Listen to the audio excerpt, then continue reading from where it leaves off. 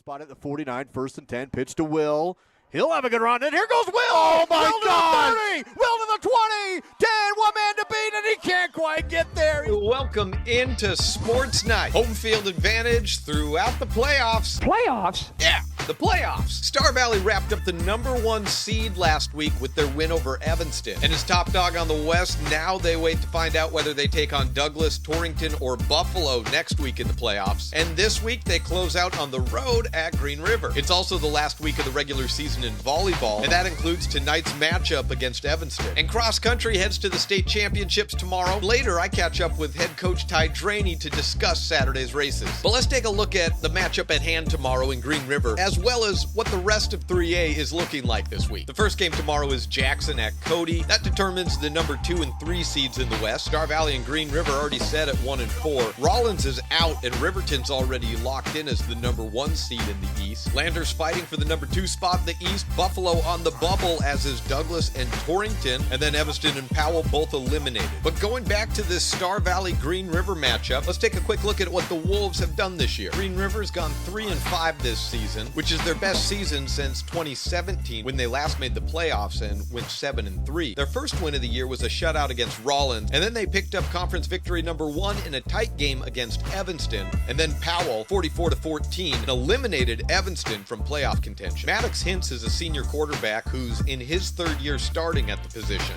He's their leading passer and rusher, and has accounted for just over 2,000 of the Wolves' 2,400 total yards of offense this year, or about 83%.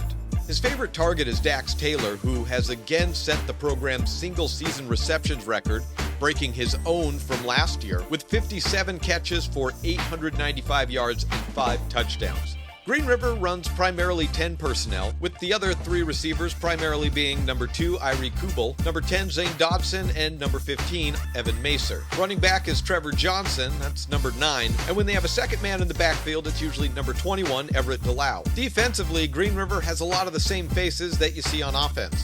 Whether he or the team likes it or not, the senior free safety Dax Taylor is leading them in defensive points for a second straight year. Green River often shows 4 or 5-man fronts, with the rover number 25 Jake Stanton and linebacker number 9 Trevor Johnson typically defending the edges. Their quarterback Maddox Hintz is also a defensive leader as a linebacker. As we mentioned, Green River is locked into that number 4 seed in the West and takes on Riverton next week in the playoffs.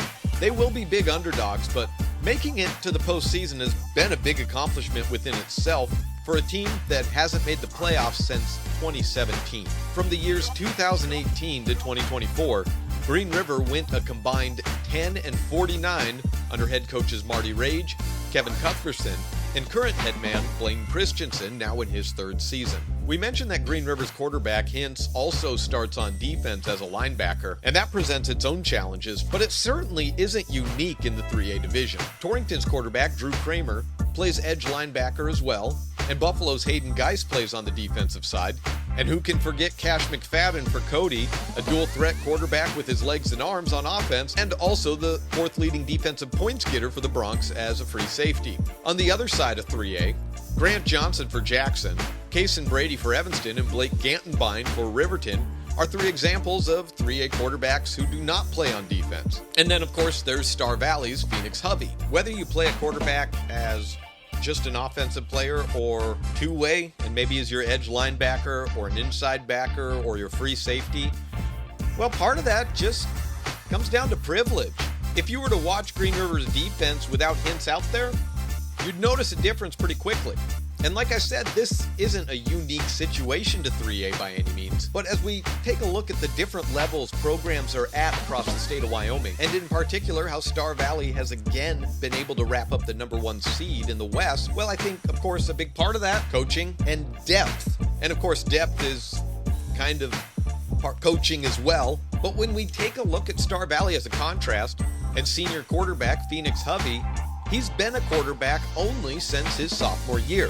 And that's not uncommon for a varsity quarterback in the waiting like Hovey has been for the past 3 seasons. Now, Coach McKay Young has had quarterbacks playing both ways in his Star Valley past. 2020, Brant Nelson was quarterback and free safety, and then we had Reese Heibel playing 2 ways about 10 years ago. But those have been exceptions, and as Coach Young talks about, it is a potentially ideal situation maybe. I just think we've been blessed with good depth and a lot of good athletes, and I think if you can avoid playing your quarterback on defense, I think it's good as much as anything, just mentally. I think you can get a ton done if they're not even having to worry about the defensive game plan or any of that stuff. Coach Clove does a great job maximizing their time, and those guys do way more individual work, meetings work, film work than any other position group on our team. So it would be very difficult for us to play the varsity quarterback both ways. And of course, Star Valley has been able to do this for 2 big reasons: coaching and depth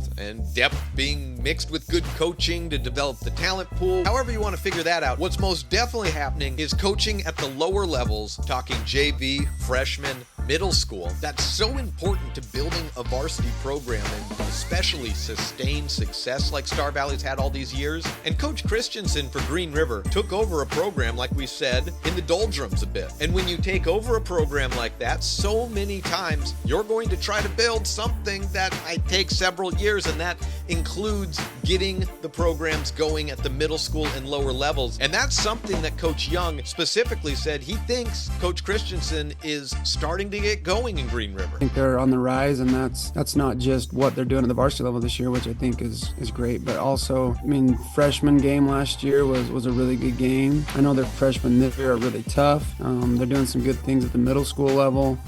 So again, I attribute to Blaine and that staff. I think their trajectory is a really positive one right now. And frankly, good football across the state is good for everyone because, what do we always say? Yeah, metal sharpens metal. Now for Star Valley, this game can't do anything for the seedings. They're locked into the number 1 spot.